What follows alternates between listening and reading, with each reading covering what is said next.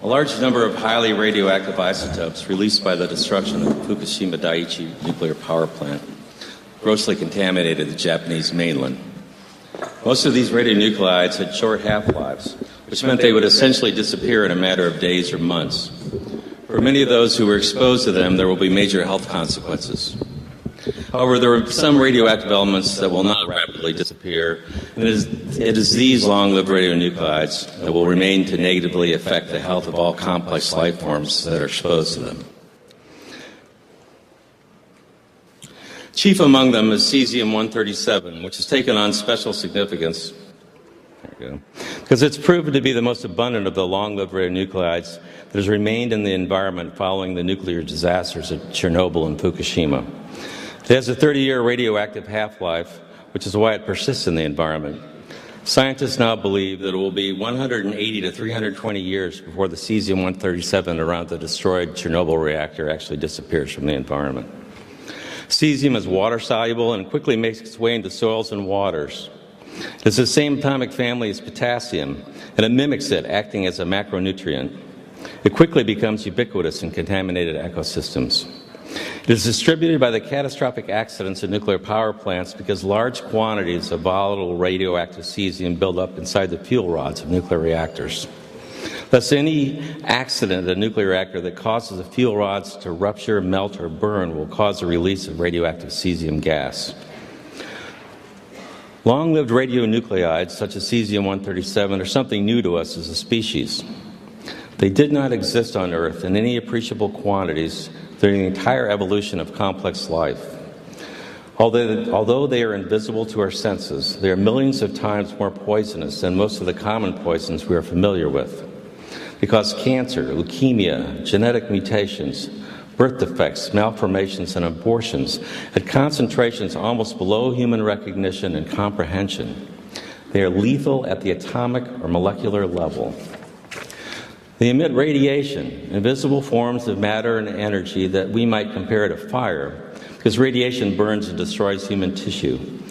But unlike the fire of fossil fuels, the nuclear fire that issues forth from radioactive elements cannot be extinguished. It is not a fire that can be scattered or suffocated, because it burns at the atomic level. It comes from the disintegration of single atoms. Thus, radioactivity is a term which indicates how many radioactive atoms are disintegrating in a time period. We measure the intensity of radioactivity by the rate of disintegrations and the energy they produce. 1 becquerel is equal to 1 atomic disintegration per second.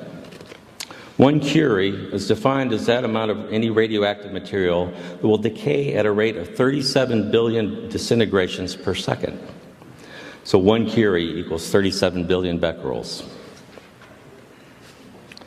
Sometimes these man-made radionuclides are compared to naturally occurring radionuclides, such as potassium-40, which is always found in bananas and other fruits. However, this is a false comparison, since naturally occurring radioactive elements are very weakly radioactive. In the charts from the labs that are in green up there, the radioactivity is described as a specific activity. Note that potassium-40 has a specific activity of 71 10-millionths of a curie per gram. Compare that to the 88 curies per gram for Cesium-137. It's like comparing a stick of dynamite to an atomic bomb. Highly radioactive fission products such as Cesium-137 and Strontium-90 emit 10 to 20 million times more radiation per unit volume than does potassium-40. So which one of these would you rather have in your bananas? It is, in fact, the amount of Cesium-137 deposited per square kilometer of land that defines the degree to which an area is classified as being too radioactive to work or live. One may get an idea of the extreme toxicity of Cesium-137 by considering how little of it is required to make a large area of land uninhabitable.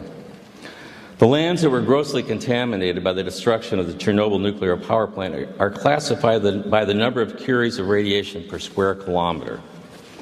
There were 3,840 square miles of land contaminated with 15 to 40 curies of radiation per square kilometer.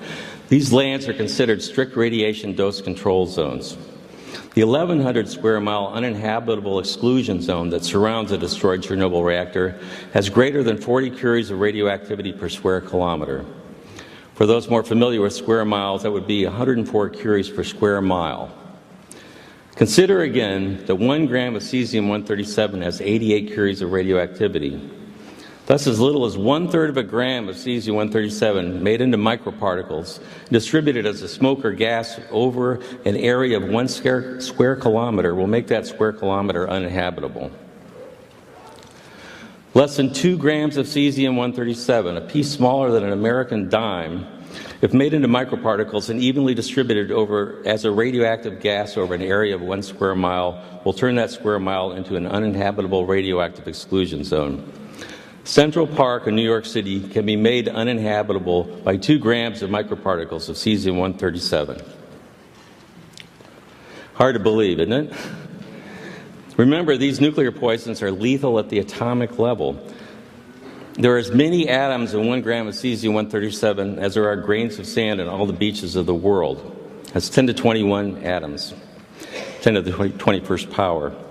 1,480 trillion of them, which is 10 to the 12th power, are disintegrating every second, releasing invisible nuclear energy. So this works out to about 1.5 million disintegrations per square meter. You can see how this works then. I included an extra slide just to note the immense inventories of cesium-137, 150 million curies that are located in the nearby spent fuel pool at Indian Point Nuclear Power Plant, which is about 40 miles from here by road, and less than that as the radioactive cloud flies. Many of the 104 U.S. commercial nuclear reactors and power plants have more than 100 million curies of cesium-137 in their spent fuel pools. This is many times more than the spent pools at Fukushima. So now that we have some idea of the extreme toxicity of cesium-137, let's look at the extent of the contamination of the Japanese mainland. It's now known that the reactors 1, 2, and 3 at Fukushima Daiichi all melted down and melted through the steel reactor vessels within a few days following the earthquake and tsunami of March 11, 2011. This was not made public by either TEPCO or the Japanese government for 2 months. The greatest amounts of highly radioactive gases were released shortly after the meltdowns, and 80% of this gas released by the reactor is believed to have traveled away from Japan over the Pacific. However, the remaining 20% was dispersed over the Japanese mainland. On March 11th, the U.S. National Nuclear Security Administration offered the use of its NA-42 aerial measuring system to the Japanese and U.S. governments. The National Atmospheric Release Advisory Center of the Lawrence Livermore Lab stood up to provide atmospheric modeling projections. The next 2 slides were produced by Lawrence Livermore and were presumably given to the Japanese government. On March 14th, the easterly winds which had been blowing the highly radioactive gases and aerosols coming from Fukushima out to sea shifted and pushed the radioactive plume back over the Japanese mainland. And you can see the progression. The red indicates the radioactive plume. Note that the images indicate that the plume first went south over Tokyo and then reversed and went north as the wind changed. All the areas where the radioactive gases passed were contaminated. However, the heaviest contamination occurred where where it rained out. And this accounts for the patchy deposition of the radioactive fallout. 8 months after the disaster, the Japanese Science Ministry released this map. That's the one with the, let's see, it would be on your right, which shows that 11,580 square miles, which is 30,000 square kilometers, which represents 13% of the Japanese mainland, had been contaminated with long-lived radioactive cesium. Note that the official map does not note any cesium-137 contamination in the Tokyo metropolitan area, unlike an unofficial survey done about the same time by Professor Yukio Hayakawa of Gunma University. Given the fact that the Japanese government and TEPCO denied for 2 months that any meltdowns that had occurred at Fukushima, one must look at all official data with a healthy degree of skepticism. 4,500 square miles, or earlier today we heard 7,700 square miles, which is an area larger than the size of Connecticut, was found to have radiation levels that exceeded Japan's previously allowable exposure rate of 1 millisievert per year. Rather than evacuate this area, Japan chose to raise its acceptable radiation exposure rate by 20 times, from 1 millisievert to 20 millisieverts per year. However, approximately 300 square miles adjacent to the destroyed Fukushima reactors were so contaminated they were declared uninhabitable. 159,000 Japanese were evicted from this radioactive exclusion zone, lost their homes, property, and businesses, and most have received only a small compensation to cover the costs of their living as evacuees. Note here that the criteria used for evacuation is the millisievert. It's not a measured quantity of radiation per unit area that I've described, such as the Curie or becquerel. Rather, the sievert is a calculated quantity. It's calculated to represent the biological effects of ionizing radiation. In other words, the millisievert is a derived number based on the mathematical models which are used to convert the absorbed dose to effective dose. So what is the increased health risk to Japanese based upon their exposure to 20 millisieverts per year?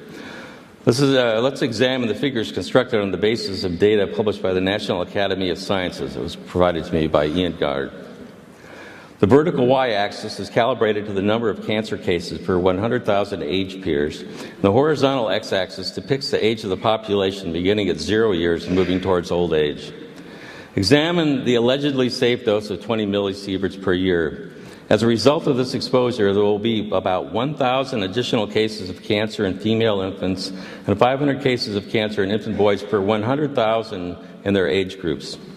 There will be an additional 100 cases of cancer in 30-year-old males in their age groups. Now, notice that children, especially girls, are at most risk from radiation-induced cancer.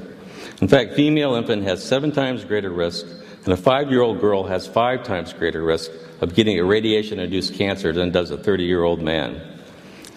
I want to note here that there's a great deal of controversy in regards to the accuracy of the methods used to arrive at the millisievert measurement, especially in regard to an accurate determination of the biological effects of an external versus internal exposure to ionizing radiation.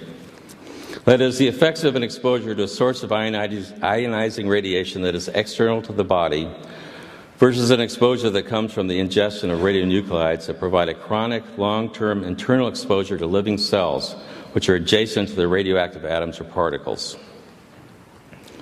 In the land surrounding Chernobyl and Fukushima, the primary route of internal exposure is through the ingestion of foodstuffs contaminated with Cesium-137, which tends to bioaccumulate in plants and animals. What this means is that Cesium-137 cannot be excreted faster than it's being ingested. Thus, it accumulates and increases in its concentration in the plant or animal that is routinely ingesting it.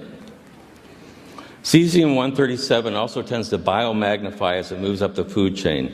This means it becomes progressively more concentrated in predator species. We've seen this before with other industrial toxins, such as DDT, which can magnify its concentration millions of times from the bottom to the top of a food chain. Consequently, all of the foodstuffs in a contaminated region tend to contain Cesium-137. Those naturally rich in potassium, such as mushrooms and berries, tend to have very high concentrations. Dairy products and meats also tend to have higher concentrations. The International Commission on Radiological Protection, the ICRP, which sets radiation safety standards, recognizes that Cesium-137 bioaccumulates in humans. This ICRP figure compares a single ingestion of 1,000 becquerels of Cesium-137, a one-time exposure, with a daily ingestion of 10 becquerels. On a single exposure, notice that half the Cesium-137 is gone from the body in 110 days. That's considered the biological half-life. Note also that with a routine daily ingestion of 10 becquerels of Cesium-137, the total radioactivity within the body continues to rise until after about 500 days there are more than 1,400 becquerels of radioactivity measured in the body. Becquerels can be counted in living persons because Cesium-137, the decay of Cesium-137 emits gamma radiation which passes through the body and can be measured by a whole body counter. So they have a chair that kids can sit in, or anyone, and they can calculate the amount of becquerels per kilogram of body weight. So in a 70-kilogram adult, based on this, the total body activity of 1,400 becquerels would correspond to 20 becquerels per kilogram of body weight. And a 20-kilogram child would be 70 becquerels per kilogram of body weight. The ICRP document does not specify the average age or weight of those examined in the study. However, the safety standards that have been set by the nuclear industry do not consider this level of chronic exposure to so-called low-dose radiation to be a significant danger to human health. The ICRP states in this document that a whole body activity of 1,400 becquerels is equivalent to an exposure 1/10 of millisievert per year. In other words, the radiation models used by radiation biologists to convert this level of internal absorbed dose to effective dose do not predict serious health risks from such exposures. In fact, they stated it's safe to have 10 times this exposure level. There is, however, strong evidence that the ingestion of these levels of so-called low-dose radiation are, in fact, particularly injurious to children. Research done by Dr. Yuri Baniszewski and his colleagues and students in Belarus during the period 1991 through 1999 correlated whole-body radiation levels of 10 to 30 becquerels per kilogram of whole body weight with abnormal heart rhythms and levels of 50 becquerels per kilogram of body weight with irreversible damage to the tissues of the heart and other vital organs. One of the key discoveries made by Baniszewski was that Cesium-137 bioconcentrates into endocrine and heart tissues, as well as the pancreas, kidneys, and intestines. This goes completely against one of the primary assumptions used by the ICRP to calculate effective dose as measured by millisieverts, that Cesium-137 is uniformly distributed in human tissues. Let me restate that the current ICRP methodology is to assume that the absorbed dose is uniformly distributed in human tissues. This is, in fact, not the case. This table, taken from Baniszewski's chronic Cesium-137 incorporation in children's organs, compares the radioactivity measured in 13 organs of 6 infants. Very high specific activity, that is, levels of radioactivity, often 10 times higher than in other organs and tissues, were found in the pancreas, thyroid, adrenal glands, heart, and intestinal walls. Baniszewski summarized his 9 years of research in the study entitled Radioactive Cesium in the Heart. With the help of friends, I've just finished editing a new Russian-English translation of this work. It was never previously translated, in large part because shortly after Dr. Baniszewski presented it to the Parliament and the President of Belarus, he was summarily arrested and imprisoned. Government agents entered the medical institute which he directed and destroyed his archived slides and samples. After he was released from prison, he was held under house arrest. It was during this time that he actually wrote the study. He did so in an attempt to preserve his research, knowing that he was about to be in prison again for a very long time.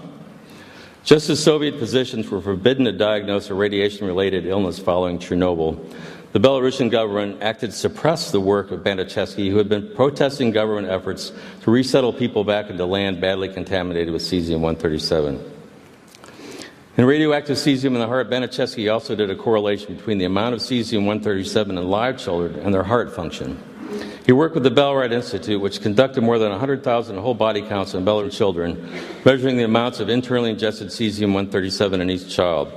There were so many contaminated children in Belarus that it was difficult to find any with 0 becquerels per kilogram. However, only those with less than 10 becquerels per kilogram of body weight had normal electrocardiograms. 35% of the children with 11 to 37 becquerels per kilogram had normal ECGs.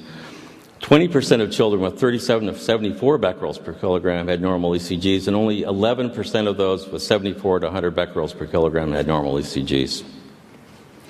This slide, which shows the average results from hundreds of autopsies done during 1997, is also taken from radioactive cesium in the heart. Notice a very high concentration of Cesium-137 in the thyroid gland. When we generally worry about radioactive iodine concentrating in the thyroid, Baniszewski's work shows us that Cesium-137 is likely to play a major role in thyroid cancer too. I want to point out again that the currently accepted medical and legal understanding of Cesium-137 is that it is, quote, distributed fairly uniformly, unquote, in human tissues. I copied the webpage from the U.S. EPA website from which this quote is taken. Clearly, the autopsy human tissues samples analyzed by Baniszewski show that this is not the case. This new understanding needs to be incorporated into the way we understand how internally ingested radionuclides act upon the human body. 2 million people in Belarus live on land severely contaminated by Cesium-137. Most of the children that live there are not considered to be healthy, although they were before the nuclear power plant at Chernobyl exploded. 14 years after the explosion, 45 to 40% of high school graduates had physical disorders, including gastrointestinal anomalies, weakened hearts, and cataracts, and 40% were diagnosed with chronic blood disorders and malfunctioning thyroids. I'm afraid that there are many Japanese people now living on lands equally contaminated with radioactive cesium. If Japanese children are allowed to routinely ingest foodstuffs contaminated with Cesium-137, they will likely develop the same health problems that we see now in the children and teenagers of Belarus and Ukraine. Thus, it's very important that we recognize the danger posed to children by the routine ingestion of contaminated food with Cesium-137, wherever they might live.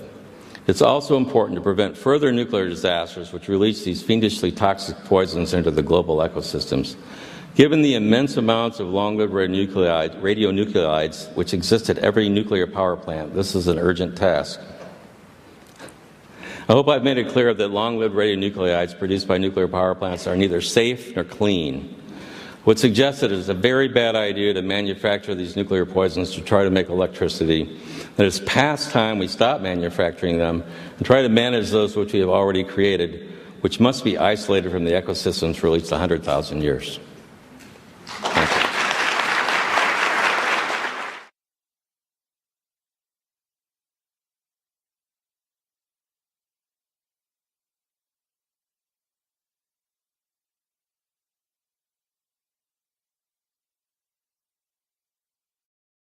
We need to get subscribed and get this unity stronger and beat YouTube at their own game. Okay, that's what this is about. Like I say, go to the remix button, hit the remix button. That way you'll have this video and keep up with this. Otherwise, you know, YouTube's just going to control us, guys, and it's really bad. These long-lived radionuclides that will remain to negatively affect the health of all complex life forms that are exposed to them.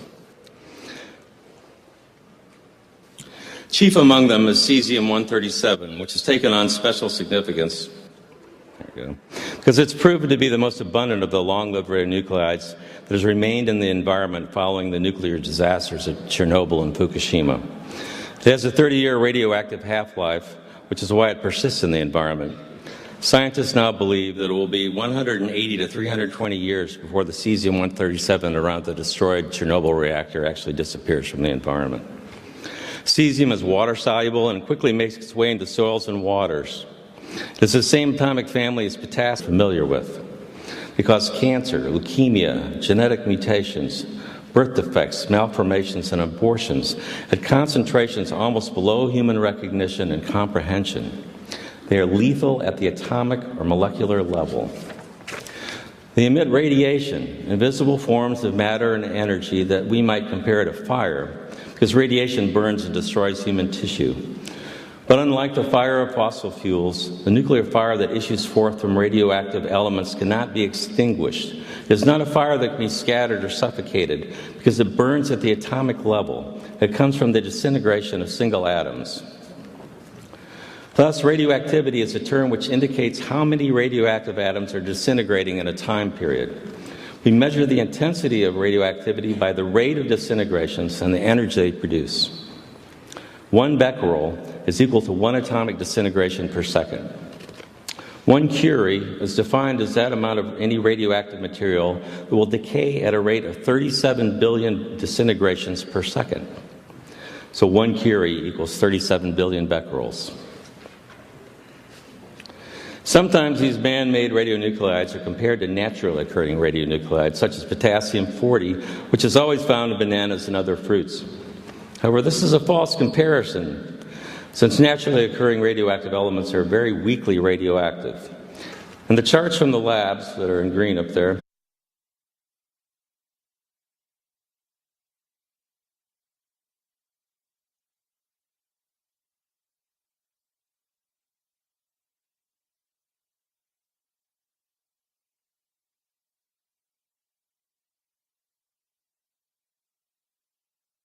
a large number of highly radioactive isotopes released by the destruction of the Fukushima Daiichi nuclear power plant grossly contaminated the Japanese mainland. Most of these radionuclides had short half-lives, which meant they would essentially disappear in a matter of days or months. For many of those who were exposed to them, there will be major health consequences. However, there are some radioactive elements that will not rapidly disappear, and it is cesium, and it mimics it, acting as a macronutrient. It quickly becomes ubiquitous in contaminated ecosystems.